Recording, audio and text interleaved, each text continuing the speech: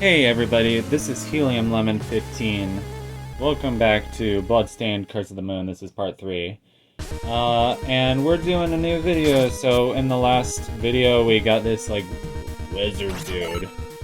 He's like a total wizard dude. He's like a total like Dungeons and Dragons player dude. He's this old guy. And like he's super slow. He's not very agile. And he's got this little short like stick that he can sometimes like punch enemies in the face with. But he's got some pretty badass sort of special moves. The Ring of Fire is very, very useful. He can make a doppelganger of himself, which doesn't get hurt, so I guess that's useful. You can beat up enemies before they even get near you, dude. So what am I gonna use to... I can use this, but I still get hurt when I... Whatever. No. I'm bad at using Gebel. I think everybody is. Gebel is like... You have to have a certain skill for using Gebel, and you can't use him... You know, you can't just power through with Gebel. Which I'm much better at just powering through. And not, like, strategizing, which is, like, you're not really supposed to power through, like, a Castlevania game. You're supposed to strategize, definitely. This room is fun. It's definitely very aesthetic. I've always liked sand temple levels in video games. You know, Arbiter's Grounds and Twilight Princess, Spirit Temple and Ocarina of Time. What are some other good ones? Oh, this Desert Temple in Sonic 06, I guess. I've never played Sonic 06, but it is at least a visually good-looking game. You know, it has that going for it. I mean, these days it kind of looks like a generic Unity game, and that's its own whole thing, but like, you know, for 2006 it looked pretty good. Like, Legend of Zelda Twilight Princess was 2006. You know, and there's a big difference between 2006 and 2007. Like, Super Mario Galaxy was 2007. It's a big step up from Twilight Princess. But, you know, I'm just thinking about that stuff. I'm just kind of rambling. Dude, I just died as Miriam. That's really, like, embarrassing. Also, my throat is totally gonna crap out on me during the... That was dumb. Why did you do that? Why did you suicide it into that archer dude? I also really hate these archer dudes. They piss me off. Oh my god, I'm a big bat with a big mouth, and I have to jump over the big bat. It's very annoying. Among Us. The thing is, you can just sort of power through. You can just use all your health. Oh yeah, you can't jump forward if you're standing still. It's kind of hard to describe, but it's a very unique thing about like the physics of this game, which they limited on purpose to make it feel the most similar to the old Castlevania games. So it's a lot of like momentum-based physics. Like, you can't like change direction in midair. I also don't really know what that special move does, like the purple thing. So, yeah, I do apologize. I feel like it's been at least a week, maybe 2 weeks, but I'm also just, my sense of time is really shit these days, so I honestly don't know anything. It's been a while since I recorded Copper Odyssey, commentary for it, at least. It's been even longer since I played it, so I don't know why I phrased it that way, but let's just say it's been a long time since I thought about making any Helium Lemon content in general, which I do feel kind of bad because I would like to get to playing some more games on this channel. It's like the thing that motivates me, it's like, well, do you have another game that you'd like to... that was disappointing. I'm disappointed in myself. Oh no, game over. Haha, not really. That looks like stairs going down, but anyway. Ugh. Oh, and these allergies are really messing me up, dude. My eyes are burning. I feel like I'm gonna sneeze like all the time. Like, I had to have a cough drop just to have a Zoom call with somebody because my sinuses felt all, like... I know some people think it's, like, gross when you, like, complain about, like, health problems during a YouTube video. But something about, like, ENT problems, ear, nose, and throat, are just very relatable for me because, like, growing up having asthma.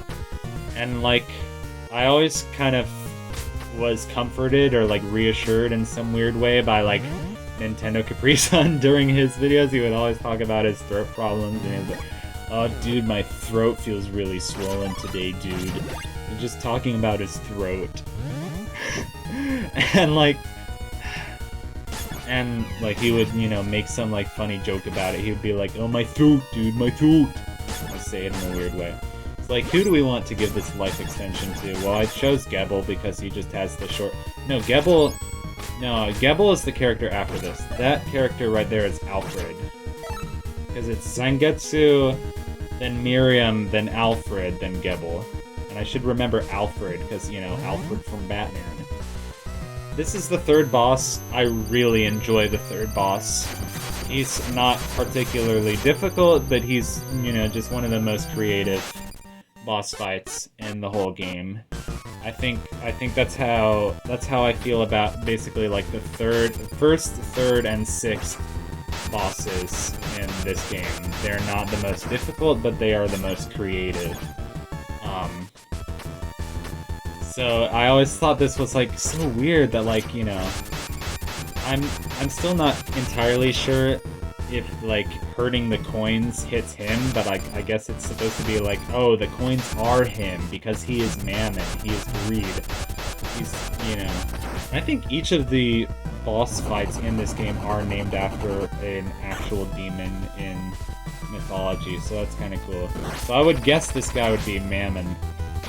That was really nice. I managed to turn around and whip him in midair, even though I was facing the wrong way. Somehow I managed to turn around in midair. Get one hit on him, but get hurt by the giant hand, of course. Miriam is the best for this fight because of her long distance fight. Maybe I should just focus on stabbing the coins, but I'm trying to stab the coins a little bit, and then stab him, and then stab the coins a little bit, and then stab him. Yeah, using the staff is not very effective. Whatever. Get hurt by the giant hand again. But at least, you know, the more characters you have, the easier it is to get through a tough boss fight, just because you have more health bars. And you can sort of abuse health bars as you go through the fight. But only so much, because, you know, once you die as one character, it saves where all the health bars are at. Basically, sort of, basically. Now he barfs coins. Okay, what's your desperation attack? Is this your desperation attack? I really like how the screen just, like, lights up. It reminds me a lot of Shovel Knight. This game is basically on the same level as Shovel Knight. I feel like it's a little bit more graphically primitive. But, like, when the screen, like, really lights up like that, it kind of reminds me of, like, those campfire scenes from Shovel Knight. Please, Throat. First Shardbinder, you carry the power of numerous demons. Very perceptive of you. I require the demon's power to achieve my revenge. At this moment, our objectives align. Cooperation would be fruitful for us both. So be it. I'll let you continue breathing for now. Gebel has become an ally. I'm sorry, I called the old man Gebel. Gebel just sounds like an old man's name. Gebel. Gebel. I'm Gebel. I attack you with my magic wand. No, but Gebel is the name of this guy, who's basically, he's the Batman. So we went from forest to mountains to sort of caves, sand temple sort of caves, and now we're going through sort of like a castle, graveyard sort of castle thing. It is a Castlevania game, so I honestly want more castle in my castle, but this level is pretty cool. It's got a pretty, it's not like a catchy song, like, as far, like, catchy, but, like, as far as setting an ambience, setting a mood, it's definitely good at that. It's funny, the song for level 5 is actually the catchiest song in the game. And you'll have plenty of chances to hear it, because, level 5 is a pain in the ass, if you ask me. I'm using Miriam's high jump to get over that pillar ledge thingy. And here is a ledge thingy, and as Batman dude, which is what his official name is, I'm Bartok the Bat. Oh, master, yes, master. We can get through here. I always enjoy beating up these, like, huge armored dudes with, like, bats. Like, just imagine, like, a huge freaking, like, suit of armor from, like, the Met Museum of Art, and you're just, like, throwing a bat at it. Would that be in the Met Museum? Yeah, it would be the Met Museum, because the Met Museum has art, but it also has, like, instruments and things from different cultures, and, those suits of armor, and, like, Egyptian temples sort of thing. I don't remember. It's been a while since I went to the Met Museum of Art.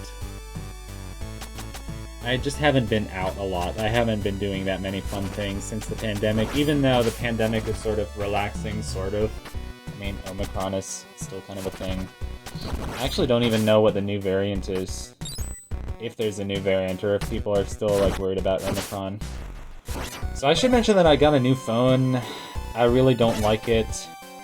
But it's a good enough phone, I guess.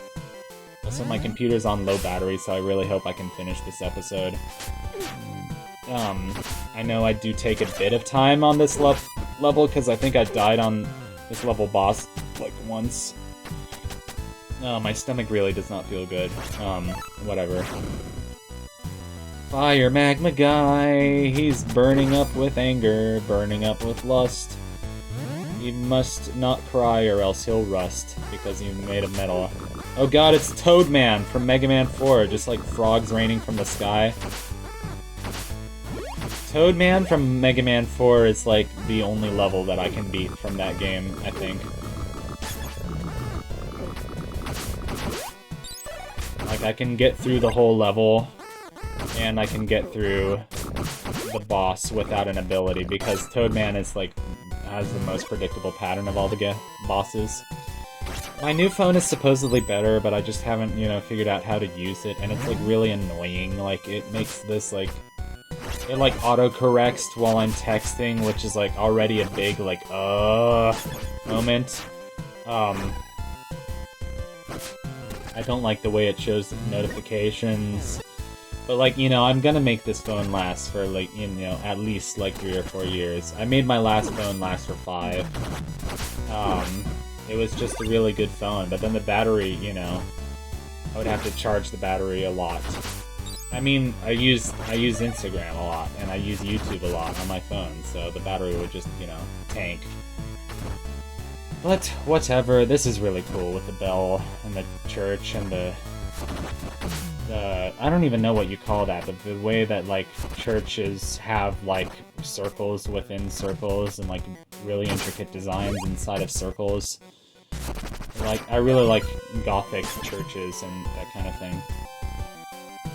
But yeah, I'm trying this voice memo app on my phone, and I really hope it works. Here is a magic upgrade, so that applies to all characters, so, you know, whatever. But yeah, I was like, oh, please, you know, please be a good app. And it sounds like it can record my voice in pretty high quality. It has ads on the app, which I kind of hate. Maybe if I pay, I can get rid of them, but it's like, you know, you're using a built-in function on my phone. It's not like you're teaching my phone to do something it can't already do. That's not how phones work. It's like... But it's like weird how you can't use a basic function of your phone, which, you know, is why it has a built-in microphone, to, you know, without paying money to some BS corporation. I don't know. I really just, I hate how corporate everything is these days. It's like, even like YouTube, it's like, you know, I make content daily, and I get sponsored, and all this stuff. It's just like, oh my god, I'm so sick of it. Anyway, here is the boss. Here's the boss of level 4. Blasphemy unto Heaven, which is like, you know, the best name for any level in a Metroidvania ever. I like its scream, but it is the same exact scream sound as every other boss, so it's kind of funny. It's like, well, it's like, first, it's like, how do I get over to those platforms? It's like, it's way too far. You can fly over. You want to do it like once because like you don't want to use up all your magic, and I've already used up like half my magic. This is a tough fight. It's also like probably the scariest monster in the game. Like I was legitimately scared and intimidated, you know, the first time I played this game. I still am pretty intimidated by this fight whenever I come up to it. I'm like, oh, that huge dragon is coming up, I better not screw up. You know. It is, of course, a lot easier when you abuse this character swapping because you get a lot more health just in general. Okay, so he has a Phase 2. Now, Phase 2, if you want to stay alive, you have to just be good at rhythm and patterns and timing. The two heads fuse together to form one big mouth, which is kind of spooky and also kind of just really just funny. Yes, he will blast you with a big fireball. You don't want to get hit by the fireball. So you know, basically you can kind of count 1, 2, 3 before he breathes fire, and then you have to jump right. You have to play jump rope with the big sharp teeth things that are down below you. So yeah, like playing jump rope in Mario Party, you basically just have to time your jump at the exact right time. So like 1 and a 2.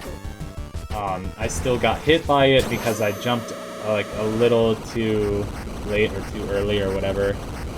But this guy is dead. So there you go. That was Blasphemy unto Heaven. And I will see you for the next level, which is Sunder the Night, which has the catchiest song in the whole game. And I hope you're enjoying my playthrough of Bloodstained Curse of the Moon. Thanks for watching.